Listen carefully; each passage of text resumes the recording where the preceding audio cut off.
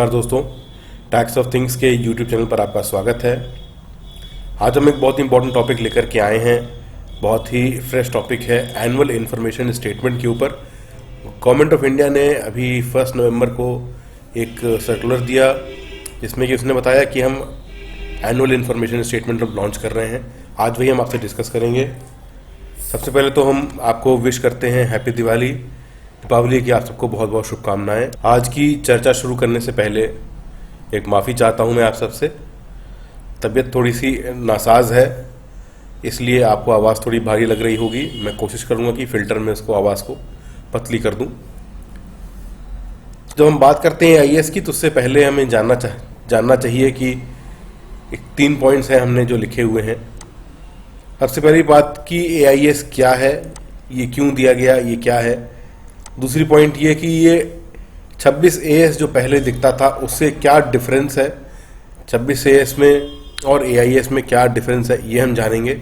तीसरा जो बहुत इंपॉर्टेंट पॉइंट है कि क्या हमको अपनी ITR जो हम फाइल कर चुके हैं असेसमेंट ईयर 21-22 के लिए, क्या उसको विद रिस्पेक्ट टू AIS क्या हमें रिवाइज करना पड़ेगा वो ITR।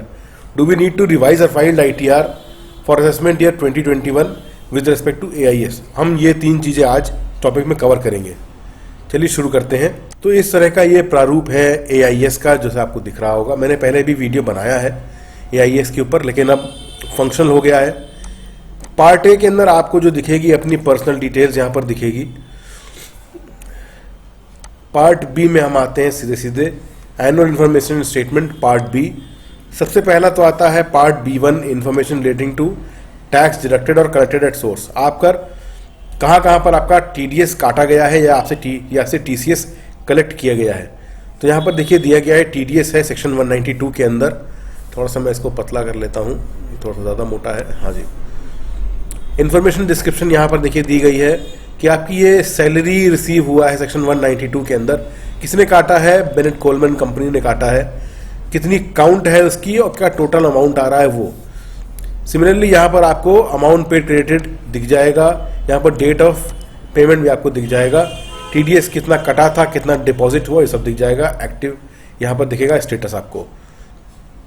अगला आता है डिविडेंड का। यहाँ पर देखिए बहुत छोटा सा, क्योंकि TDS डिविडेंड के ऊपर भी लगता है, दोनों तरह से लगता है। 194K में भी लगता है, 192 में भी लगता है। एक म्यूचुअल फंड के ऊपर है, एक इक्विटी शेयर्स के ऊपर है। कि देखिए 194 है ये आपका जो लगा हुआ है, ये मिंदा कॉर्पोरेशन लिमिटेड के ऊपर डिविडेंड मिला हुआ है, उस पर TDS कटा है। सेक्शन 194 यहाँ भी दिया गया है और ये आपको दिया गया था Q4 का है, ये आप यहाँ देख सकते हैं। तो इसी हिसाब से आपका ये डिविडेंड आपको यहाँ पर दिया गया है। मैं आपको एक्सप्लेन कर रहा हूँ कि एनुअल इन्फॉर्मेशन स्टेटमेंट क्या है, ये वो कंसेप्ट है। पॉइंट नंबर 3 आपकी कुछ चीज़ें और हैं। देखिए यहाँ पर outward foreign remittance of purchase of foreign currency, ये भी एक पॉइंट यहाँ पर दिया गया है। अभी मेरे जिस क्लाइंट का है ये उसकी इन्फॉर्मेशन है, ज़रूरी नहीं कि आपके अंदर सारी चीज़ें हों। मगर हाँ, अगर आपका कोई TDS कट रहा होगा, चाहे वो n नंबर ऑफ TDS कटे, चाहे वो कहीं पे भी कोई भी काट ले TDS, वो आपको सबसे पहले यहीं पर दिखेगा। यहाँ पर सैलरी है, अगर आपका TDS FD वाला होगा तो वो भी यहीं पर दिखेगा आपको, और प्रॉपर्टी का TDS होगा तो वो भी यहीं पर दिखेगा आपको। किसी भी चीज़ का TDS या TCS होगा वो यहीं पर दिखेगा। सबके अपने अपने कॉलम बना दिए जाएंगे। अब ये वाला जो है ये 206 CQ के अंदर कोई इन्होंने रेमिटेंस किया होगा मेरे क्लाइंट ने, हालांकि वो TCS की लिमिट के बाहर होगा, इसीलिए कोई TCS कटा नहीं है, केवल 747 रुपीज़ है। तो यहाँ पर आपको मैंने दिखाया कि TDS और TCS की बातें हैं। ये आपका आ गया है पेज नंबर 2। पेज नंबर 2 में जो डिटेल्स दी गई हैं पार्ट B2 के अंदर, वो SFT की डिटेल है। यहाँ पर आपको कई सारी तरह की डिटेल्स मिलेंगी। SFT के कई सारे कॉलम्स हैं, तो SFT की डिटेल है यहाँ पर। पहला SFT है डिविडेंड का, SFT 015 है डिविडेंड का कोड। डिविडेंड मिंदा कॉर्पोरेशन से मिला है आपको। अब आप कहेंगे कि सर हमने पहले भी देख लिया था, वो TDS की इन्फॉर्मेशन थी जो आपको मैंने पहले दिखाई। ये SFT की इन्फॉर्मेशन है। वहाँ पर कितना TDS कटा था वो दिखाया गया जो कि नील था। यहाँ पर कितना डिविडेंड मिला है आपको ये दिखाया जा रहा है। तो ये आपको देखिए 4/7 को रिपोर्ट हुआ है, ये मतलब इन्होंने रिटर्न अपनी फाइल करी होगी इस डेट पे, और आपको ये 2 रुपये का डिविडेंड मिला। सेविंग्स बैंक का इंटरेस्ट भी अब आपको इसके अंदर दिखेगा। बहुत अच्छी चीज़ निकाल दी है SFT 016 ये कोड है, और आपको ये बता रहे हैं कि आप देख लीजिए आपकी ये अकाउंट नंबर तक यहाँ पर मेंशन है कि आपके ये 2 अकाउंट हैं और आपको ये इंटरेस्ट अमाउंट दिया गया है दोनों अकाउंट्स का। इसका टोटल भी आपको यहाँ पर मिल जाएगा। चलिए अगला है इंटरेस्ट फ्रॉम टर्म डिपॉजिट। आपने FD करी है तो वो भी आपको मिल जाएगा। यहाँ दिखाया गया कि HDFC बैंक की FD थी, उस पर हमको इतना ब्याज मिला। अब आप कहेंगे सर ये तो TDS में आ नहीं रहा, क्योंकि ये लिमिट कम है। 26 AS की जो लिमिट आती है, जो TDS की लिमिट है इंटरेस्ट की, उससे कम है, इसलिए वहाँ पर नहीं दिखाया गया पॉइंट नंबर 1 में TDS वाले में। मगर SFT की डिटेल यहाँ पर दिखाई जा रही है। 15,412 पर आपको मिला है। FD का नंबर भी यहाँ पर दे रखा है, टाइम डिपॉजिट दे रखा है और अमाउंट आपको यहाँ दे दिया गया। तो बहुत इंपॉर्टेंट पॉइंट अभी आने वाला है, वो है sale of securities and units of mutual fund. बहुत इंपॉर्टेंट चीज़ है। होता क्या है कि कई कबार हम लोग नहीं जान पाते हैं कि हमने कितना क्या बेचा, अगर आपने करेक्ट अकाउंटिंग नहीं फॉलो करी हुई है। तो यहाँ पर भी अब SFT के अंदर आ गया है, SFT 17 इसका कोड है। यहाँ पर आप देख लेंगे sale of listed equity shares, depository ने ये रिपोर्ट किया हुआ है। CDSL है यहाँ पर जो डिपॉजिटरी ने रिपोर्ट किया है। 3 आपने शेयर्स बेचे थे। जो आपने शेयर्स बेचे थे उनका अमाउंट ये था 9,860 रुपीज़।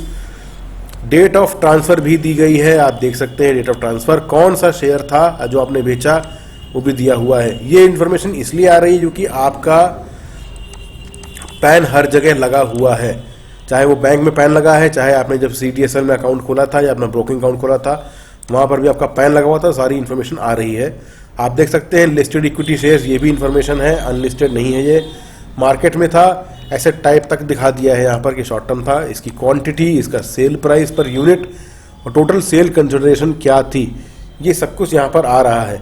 ये sale of securities and units of mutual fund, अगर आप म्यूचुअल फंड बेचेंगे तो वो भी यहाँ पर नीचे लिख कर के आएगा। आज नहीं डाउनलोड हो पा रहा है SFT, में अपना खुद आपको दिखाना चाह रहा था क्योंकि मेरे ITR में भी ये सब चीज़ें बहुत ज़्यादा होती हैं।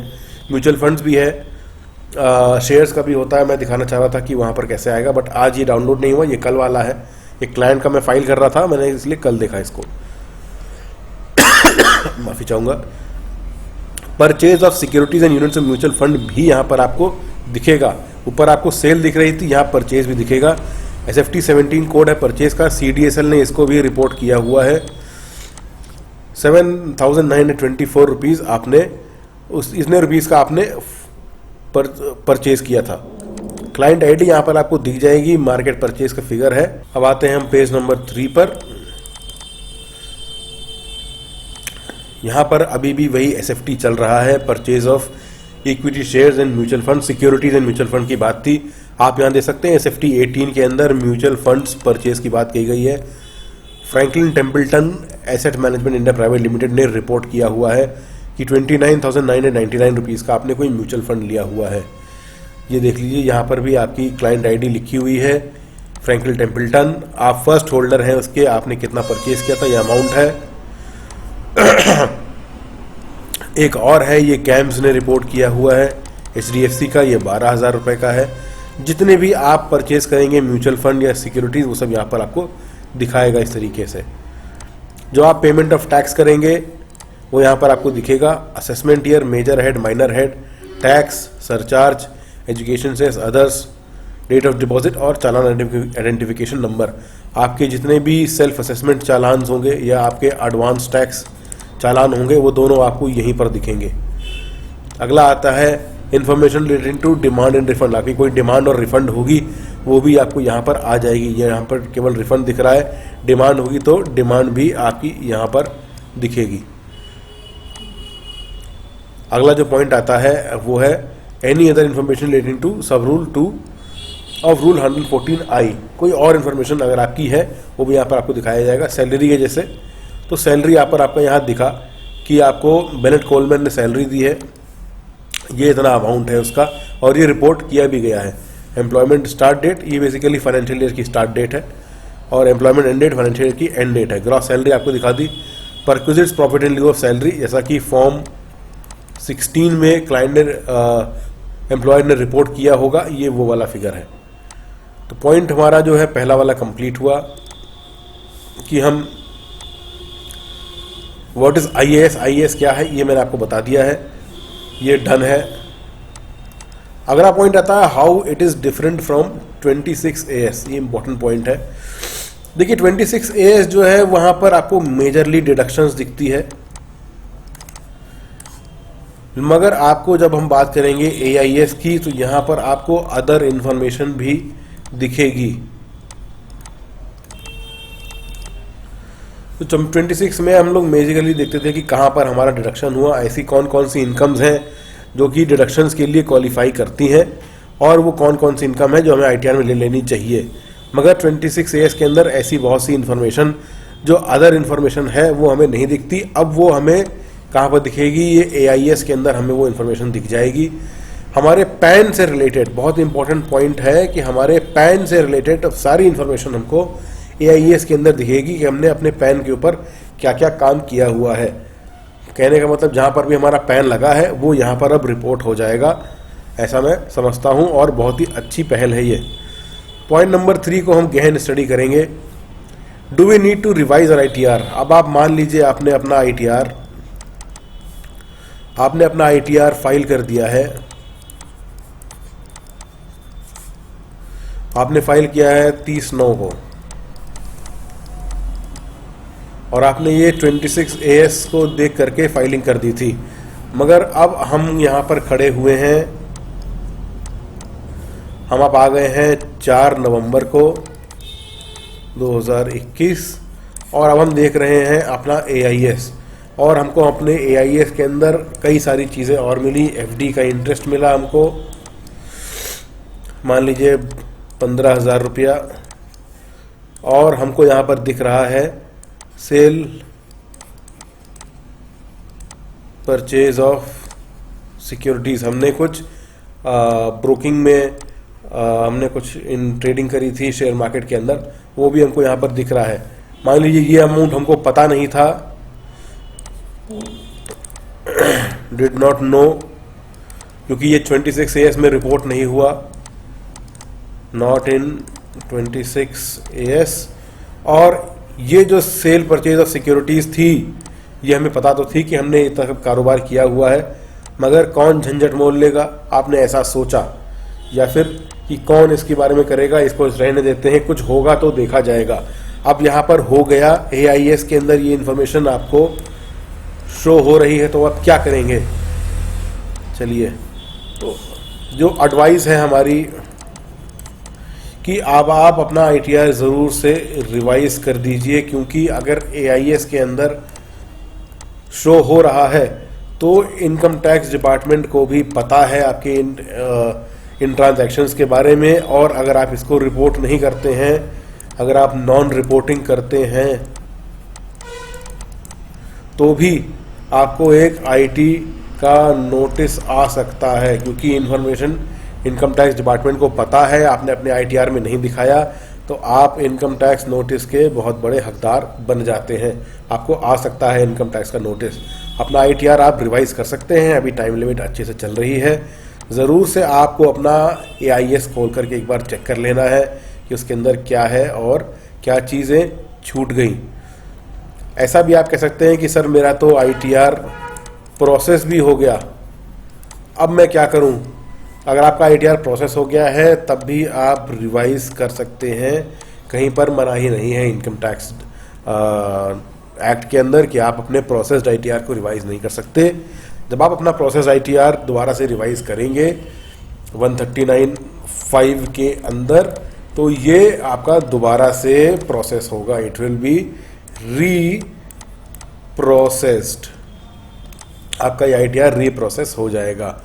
ऐसा भी होता है कि ITR आपका मान लीजिए फाइल कर दिया आपने फाइल कर दिया पुराना 30/9 को 2021 को, ये प्रोसेस भी हो गया, मगर आज की डेट में 4/11/21 को AIS में चीज़ें दिख रही हैं, तो आपको वो क्या कर सकता है, वापस से आपको नोटिस भेज सकता है। ऐसा नहीं है कि अगर आपका ITR प्रोसेस हो गया आपको नोटिस नहीं आएगा, अभी भी आपको नोटिस आ सकता है। इसका मतलब आपकी प्रोसेस ITR को भी आप रिवाइज कर लीजिए। तो ये मेरी छोटा सा डिस्कशन था AIS के ऊपर। 3 पॉइंट हमने इसमें बनाए हुए थे। मैं उम्मीद करता हूँ कि आपको ये 3 पॉइंट अच्छे से अब समझ में आ गए होंगे। कोई आपके कमेंट्स होंगे तो ज़रूर से मुझे बताइएगा। आपके क्वेश्चंस के लिए मैं हमेशा से मौजूद हूँ, आपके क्वेश्चंस का जवाब देने के लिए। वीडियो अच्छा लगता हो लाइक करिएगा, शेयर करिएगा। नए सब्सक्राइबर हों या आप नए व्यूअर हैं तो ज़रूर से हमारे चैनल को सब्सक्राइब करिए। हम ऐसी ही इन्फॉर्मेटिव चीज़ें आप तक पहुंचाते रहते हैं। वीडियो को अंत तक देखने के लिए धन्यवाद। आप सबको दिवाली फिर से बहुत बहुत मुबारक हो। नमस्कार।